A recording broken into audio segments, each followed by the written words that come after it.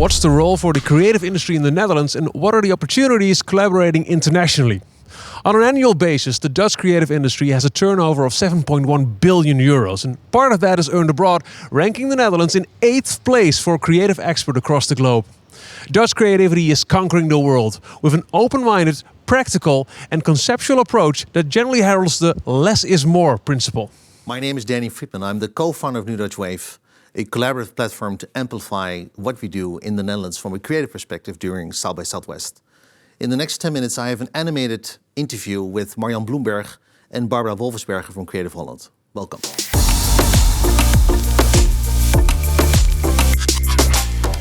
Barbera, great to see you. COVID-proof here in this amazing office in Amsterdam. For the people who do not know you, could you introduce yourself? My name is Barbera Wolfensberger and I'm Director General of Culture and Media at the Ministry of Education, Culture and Science in the Netherlands. And I'm also part of the top team Creative Industries, which is an institute thought of by our Economic Affairs Ministry. You have a background from advertising, but you're leading the creative sector now in the Netherlands. How does it coincide? When you think about applied creativity, which is in fact what we're doing in creative industries, it's all about solving the problem, the easiest way, the cheapest way, the fastest way, but also always human-centered. Barbera, this is a specific sector also from our Dutch government. Why is this so important to have this specific focus on this sector currently? I think if you really look at it the hard way, it's 3.7% of our gross national product. It's 4.7% of our employment in the Netherlands. So it's a big part. And then you look at creative industries in the broadest sense of the word, like we do in Europe, culture, creative industries and media. So that already makes it sort of very simple. Very simple, yeah. On the other hand, I think we have great societal challenges ahead. We tend to really look at technology for solutions, but we also know, and we have also experienced that if you don't put the citizen-centric, that your solution will never be accepted or will really help or will grow, will flourish, will earn money, will be the solution. So I think the Dutch government is really leaning more and more to a way where you look at creativity as almost the Intel Inside, the way to solve societal challenges. For the people who do not know you, Marjan, could you explain who you are or what you do currently? Yeah, of course. My name is Marjan Blumberg. I work for Creative Holland. I recently moved back to the Netherlands after having spent a long time in the US, originally in the media industry, both on the content and business side. And I fulfilled many roles on the public and private side, helping tech and creative companies. So I'm super excited to be able to apply all that knowledge now here in the Netherlands and helping the creative sector specifically with their market entry into the US. Yes. You have a background from the US and you lived also in the US numerous years. How relevant currently is it for you to look at the US as a potential export country for this sector? Well, I believe right now, as ever, there's a great opportunity to find business and to get yourself ready and prepared to enter that US market. The opportunity has always been there and is there. It's really about finding that perfect match and for the Dutch companies to be really ready to enter this segment. An event like South by Southwest obviously is a great experience and opportunity for those companies to build up a network, test out their own product or service into the market and, get going. Yeah. You're currently looking at the US as, of course, as a country, right? And I know you're currently looking to expand beyond South by Southwest, also the reach from Creative Holland. Can you elaborate a little bit more on to what other events or initiatives you're looking at? Yeah, so Creative Holland is really a collaboration between the Dutch government as well as the sector itself. What we see is that there's a lot of opportunity creating creative labs, we call them, which is really public-private collaborations where we try and match supply and demand. We try and find those right companies and initiatives and institutes that want to collaborate together into the US market, and we try and find those opportunities in the US. We're currently primarily focused on the West Coast, East Coast, but obviously Austin is very important to us as well. Right. So we're building through a couple of programs that we've initiated, kicking off from LA, but obviously looking at it much wider than that. So if people learn and listen today to this interview and say, okay, we want to reach out to creative sector and Marjan, they should do so, right? Because we're open to explore, right? Absolutely. So we're here to help. Call us when you do. Definitely. Going back to Barbara. Barbara, Marjan is, of course, primarily focused currently in your assignment on the US, right? If we take one step back, right?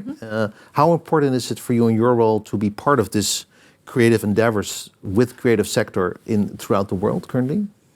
I think it's really important to keep the close collaboration, like Marjan already said, between government, public and private sector, because we can actually really help. We can open doors. It's like the last time that we were at South by, then we can talk to the mayor and we can make a lot of connections. And sometimes it's almost strange because in the Netherlands, sometimes creative industries and cultural sector are sort of almost apart. But for me, they're actually the same. For our policy, it's actually the same. And also there we can help to make great connections between game designers and heritage professionals, and it's all about telling stories, of course. But going back 2 years ago, Barbara, because I remember that with Mayor Adler, with Mayor Jorritsma from Eindhoven, we opened the New Dutch Wave House. If you go back and feel that energy again from 2 years ago, what is, if you would name your top 3, top 4 things that you experienced that time for the first time in South by Southwest, what would it be?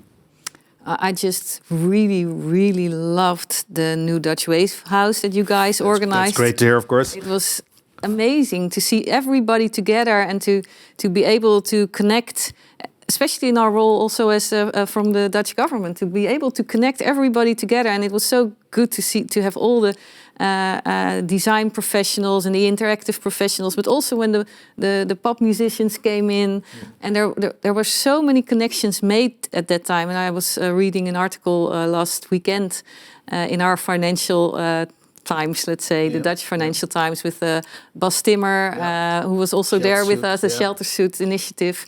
So all those connections that were made, and that were actually, it wasn't only fun, but you could really see how useful it was. And that was really satisfying, I think.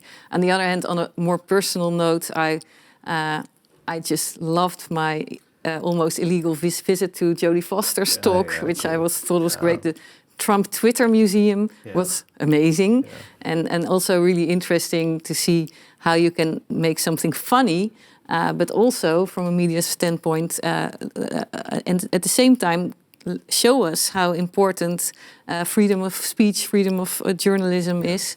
One of the themes this year, Marjan, of South by Southwest is the new urgency, and what we see in this programming of the New Dutch Wave also, that the new urgency is part of what we're trying to achieve also here in the Netherlands. If you look at the new urgency in your relationship with startups, in GovTech kind of solutions, is it a topic that resonates also for you? Oh, for sure. I think the Netherlands has some incredible solutions for global challenges. There's some across the board amazing opportunities that can, be more successful at a global stage and or at a global scale. And I feel, there's definitely a sense of urgency now more than ever. It's important to have those opportunities go to market and be able to scale rapidly, and also to collaborate. Yes. Because we're all in this together. Exactly. So we're looking for those collaborations where, a city or a state is looking for a solution. If we have it, why not use it as a piloting ground for our solutions to provide, and solve a problem in another region? Sort of, we have to kind of continuously evolve and collaborate. Yeah. And let's connect today, right? Because there's no time as today. Definitely. Thank you, Marjan. Barbara, also for you, because this pandemic has changed the way of working for you, from your Director General point of view, how does this impact for now your sense of the new urgency? I think the pandemic, of course, has been so devastating for all our sectors, all around the world and here in the Netherlands. Also here we have closed our theaters. People in our industry tend to work freelance or on a not so on short-term contracts. A lot of people have lost income, have lost jobs.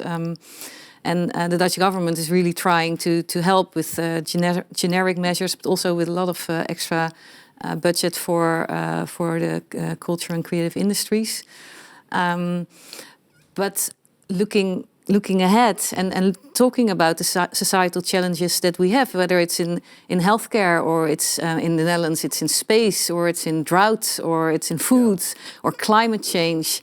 I think Dutch design, like we used to call it in the 1980s, which was like a minimalistic, useful, functional design with always with a twist, has grown into the Dutch approach that we call it now, which is a way of human-centric, a human-centric design process where we have great examples of companies, whether it be in architecture, like with Rem Koolhaas, or whether you look at fashion with Iris van Herpen, Victor and Rolf. We have so many examples of where you have actually almost autonomic creativity combined with applied creativity with science. Which I think is really interesting, because in the Netherlands we always really look at something that we call the key enabling technologies, which is really tech-driven solutions. And from the top team creative industries, we've introduced a few years ago the mindset of key enabling methodologies.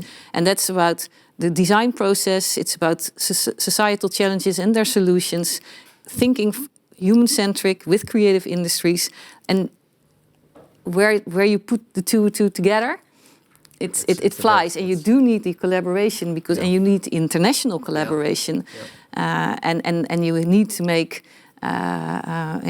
cooperations from different countries with the creative process, but also with science and technology. And I think that's the key to all solutions that we need. Then amplify this on a platform such as South by Southwest and really connect with other peoples and countries. I think that's what we're here for. Yeah. Thank you, Barbera, Wolfensberger, and Marjan Blumberg, being here in Ademtoorde and learning about the Creative Holland during South by Southwest. My name is Danny Frietman. I'm co-founder of New Dutch Wave, and I hope you learned and listened to the creative sector and also the opportunities it offers doing business with us in the US. See you soon, hopefully in Austin next year. Bye-bye.